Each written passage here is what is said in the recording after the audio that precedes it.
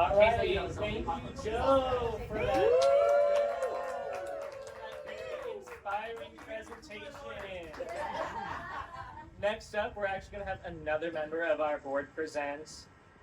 Looking very forward to it, Mr. Ginsburg, who's going to who's going to tell us about personalization. Oh my God. You only look like you can get down on the floor there, Vince. Okay. Personalization. What might be the biggest new thing to hit business? What is business that isn't personal? Today we're going to cover what exactly personalization is, the benefits and costs to it, some use cases, and we'll close it all up in a summary with some Q&A if time permitting. So, what is personalization? We hear it all the time. AI is involved. It's just a bunch of buzzwords. Voice of the customer, curated experience, algorithms, Gen AI, ChatGPT, the Patriots, data, business logic, psycho mantis. What is this thing that's called personalization? It's you. It's always been you. The only person who knows you better than you know yourself is a massive corporation with enough workers to fill a whole city, a budget larger than the GDP. All recorded human history up until the 1700s. But you know you. And so do we. Personalization is relevant, timely, intimate.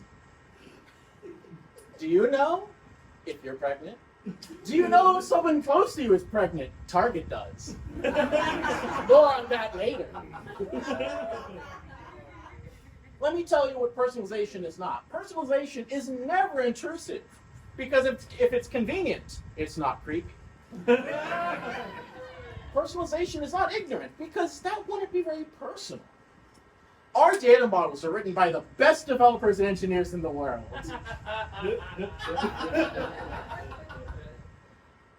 How good are they? They're overseas, and we pay them pennies. Don't worry, they have the best leadership to guide them. The finest crypto bros who believe that indentured servitude should be brought back. And lastly, personalization is not in your house.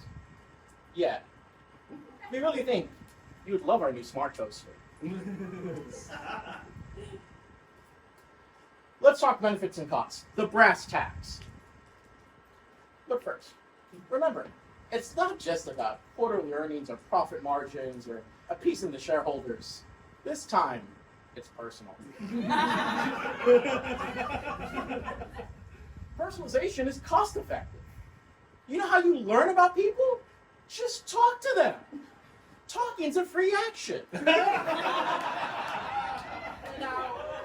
if people won't accept the cookies when they visit your website, well, they're just mean jerks. You know what?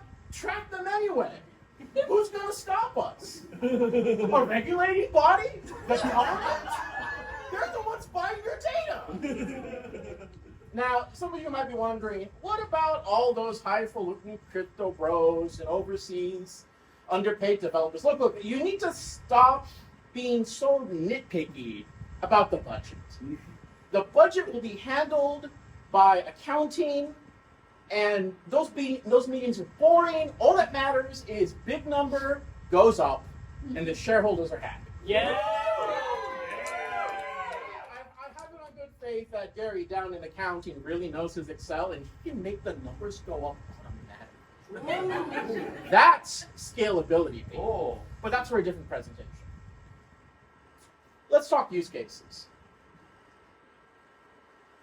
If your marketing isn't personalized, how will customers know you're talking to them? I mean, have you met people? They're so dumb. You could be yelling their name and they'd ignore you. Seriously, it's so rude. Wait, don't think that.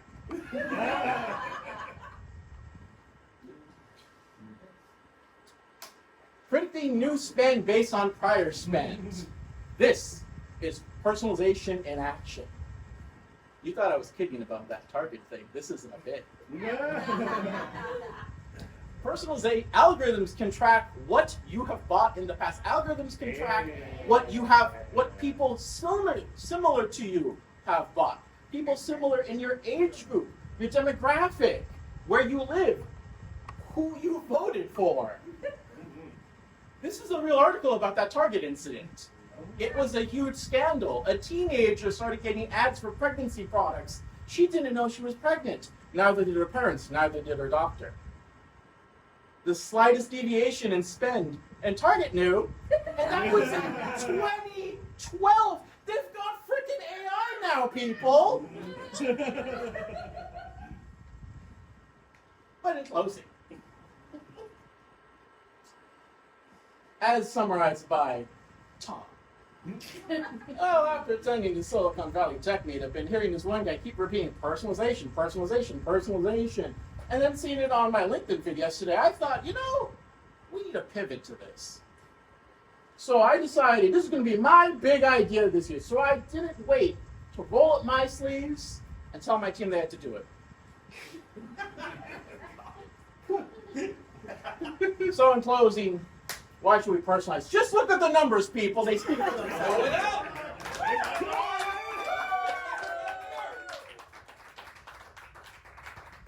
Joking aside, personalization will require massive transformation in the entire business ecosystem, all processes, virtually the entire way the company does business. Might as well blow everything up and start over. But hey, that's their problem.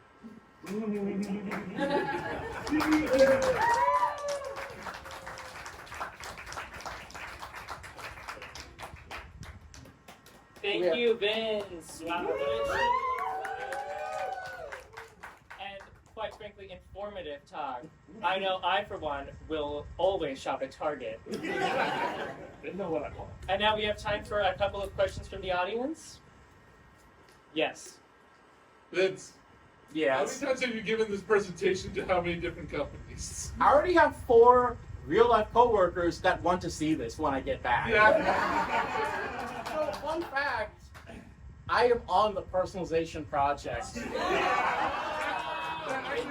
Secrets revealed. This is catharsis for me. Yes.